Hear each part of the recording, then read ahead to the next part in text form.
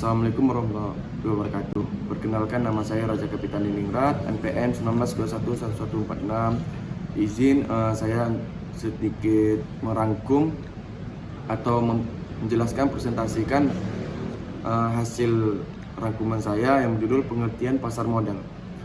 Pengertian pasar modal secara sederhana, pasar bisa diartikan sebagai tempat pertemuan penjualan dan pembelian untuk melakukan transaksi jual beli.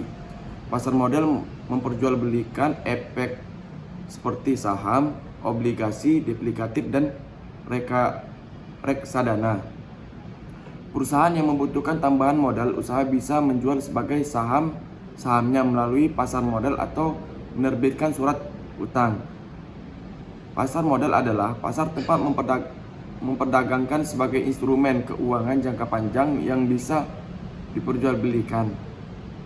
Misalnya saham, obligasi, dan reksadana, produksi relatif maupun instrumen lainnya. Pasar modal sesuai Undang-Undang Pasar Modal Nomor 8 Tahun 1995 diartikan sebagai kegiatan yang bersangkutan dengan penawaran umum dan perdagangan efek. Pasar modal, pasar uang, dan pasar komunitif adalah pasar modal dan pasar uang sama-sama bagian dari instru jasa keuangan. Namun di pasar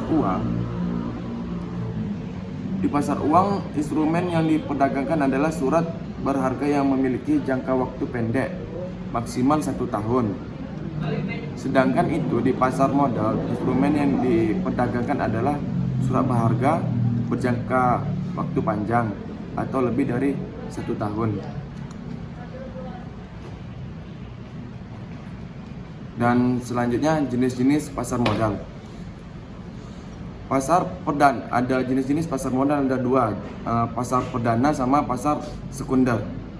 Pasar perdana adalah salah satu jenis pasar modal tempat melaksanakan penawaran efek oleh integrasi penjamin emisi dan agen penjualan terhadap para investor publik. Dan kedua, pasar sekunder, tempat efek-efek yang telah dicatat pada bursa efek diperjualbelikan. Pasar sekunder menawarkan sebuah kesempatan pada investor untuk membeli atau menjual efek-efek yang sudah tercatat di bursa setelah terlaksanakan penawaran perdana. Dan selanjutnya, manfaat pasar modal. Manfaat pasar modal secara umum dibagi menjadi 3 bagian, yaitu yang pertama menjadi penyedia sumber pembiayaan atau dalam jangka panjang untuk dunia usaha dan juga sangat memungkinkan alokasi dana dengan optimal. Dan kedua, memberikan wahana investasi yang banyak untuk investor sehingga sangat mungkin untuk melaksanakan investifikasi. Dan ketiga, menjadi penyedia leading indikator untuk perkembangan perekonomian surat negara. Contoh pasar modal di Indonesia adalah Bursa Efek Indonesia atau Indonesia Stock Exchange, dan BEI adalah penggabungan dari Bursa Efek Jakarta atau bisa disebut BEJ, dan Bursa Efek Surabaya atau BES. Contoh pasar modal di dunia adalah Nasdaq, New York Stock, dan Euronext. Dan yang terakhir, dasar hukum pasar modal dibagi menjadi berapa bagian. Yang pertama, Undang-Undang Nomor 8 Tahun 1995 tentang pasar modal, dan kedua, Peraturan Pemerintah Nomor 45 Tahun 1995 tentang penyelenggaraan kegiatan di bidang pasar modal. Tiga, Peraturan Pemerintah Nomor 46 Tahun 1995 tentang tata cara pemeriksaan di bidang pasar modal.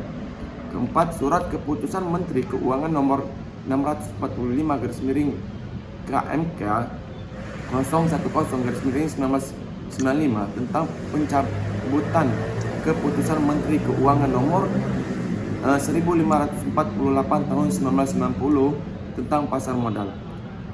Dan kelima, Surat Keputusan Menteri Keuangan Nomor 646 KMK 010/1995 tentang pemikatan saham atau unit penyertaan reksadana oleh pemodal asing.